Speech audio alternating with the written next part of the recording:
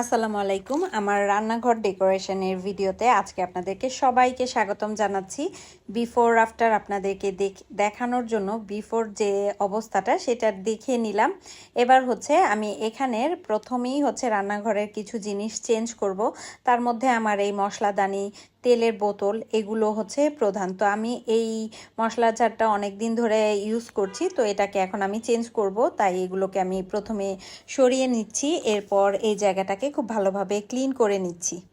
এরপর আমি এই মশলাদানিটা ব্যবহার করার জন্য নিয়ে নিচ্ছি। এটা আমার অনেক দিন আগেই কেনা ছিল। এটাতে আমি শুকনো মশলা রাখতাম, বাদাম, কিশমিশ এই টাইপের জিনিসপত্র। তো এখন চিন্তা করলাম এটাতে আমি মশলাগুলো সাজিয়ে রাখবো। সেজন্য প্রথমেই আমি নিচে একটা কাগজ বিছিয়ে নিলাম, যাতে করে এখানে কোনো মশলা পড়লে এটাতে সরাসরি না লেগে যায় সেজন্য। তো আমার আগের মশলাদানির যে মশলাগুলো আছে আমি এক এক করে এই কোটাগুলোতে ভরে নিচ্ছি। যেহেতু এগুলো কাচের জার, তাই এগুলোতে কিন্তু মশলা অনেক দিন পর্যন্ত ভালো থাকবে।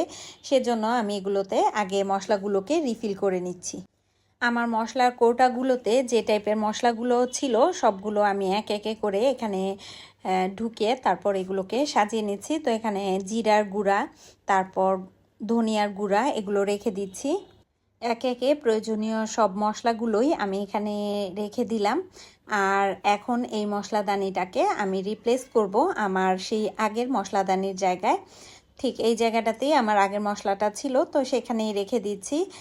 আর এর সাথে আমি আরও কিছু জিনিস অ্যাড করব, তাই এখানে একটা ছোট স্টুল দিয়ে দিলাম।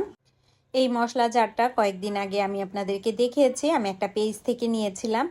তো পেজটা আমি ভিডিওর ক্যাপশনে মেনশন করে দিব। এখানে হচ্ছে আমি হলুদ আর লবণ নিয়েছি, কারণ হলুদ অন্যান্য কৌটায় রাখলে দেখা যায় যে সেই কৌটাগুলো দাগ হয়ে যায়। তাই আমি এমন একটা কৌটা চাচ্ছিলাম যেখানে রাখলে দাগ হবে না। যেহেতু এটা সিরামিক্সের, তাই এখানে রাখলে কিন্তু কোনো প্রকার দাগ হবে না। মশলাদানির সাথে আমি এই মশলার জারগুলোকেও রেখে দিলাম। সাথে এখানে একটা স্পুন সেট রেখে দিলাম, যেটাতে সব ধরনের স্পুন আছে। আর সেই স্টুলটাকে একটু সরিয়ে রাখলাম। এবার এর উপরে কিছু জিনিস আমি ডেকোরেশন করব। এই যে ছোট্ট মিনি একটা কেটলি দেখতে পাচ্ছেন, এটা আমি DIY থেকে নিয়েছি।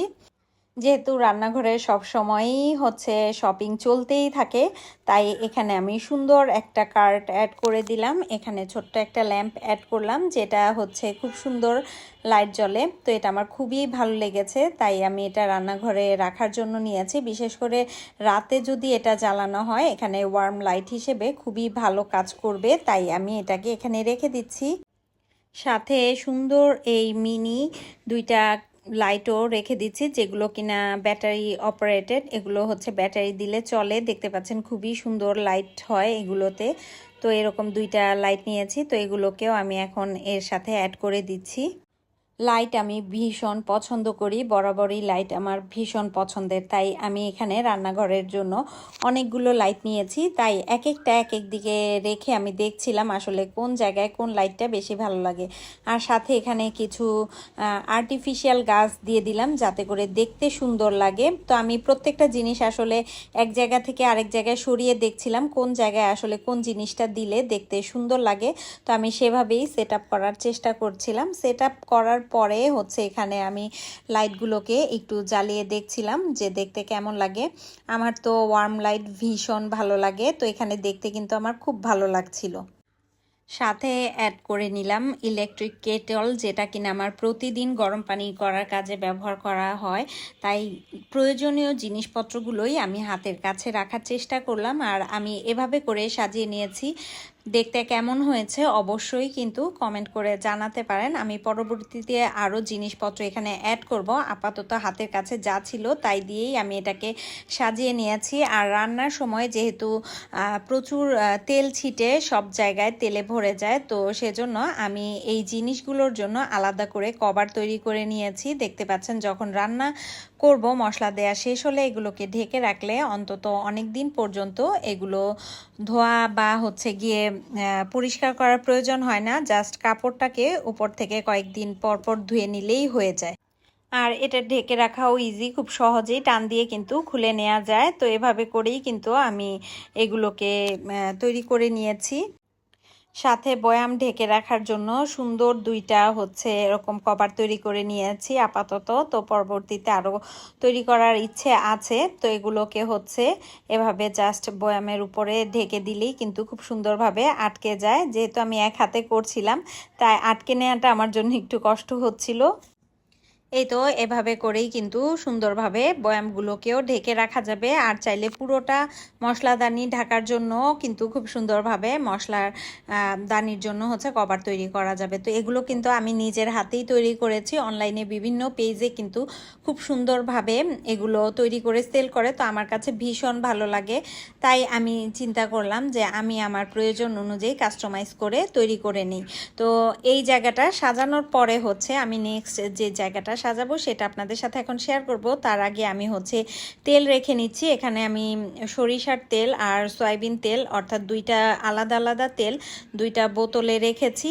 আর সাথে হচ্ছে আরেকটা অয়েল জার আছে যেটার ভেতরে হচ্ছে আমি ভাজার পরে যে এক্সট্রা তেলটা থাকে সেটা রেখে দিই, পরবর্তীতে সেটা আবার হয়তো কোনো ভাজার কাজেই ইউজ করি। তো এটাকেও রেখে দিচ্ছি আমি এখানে।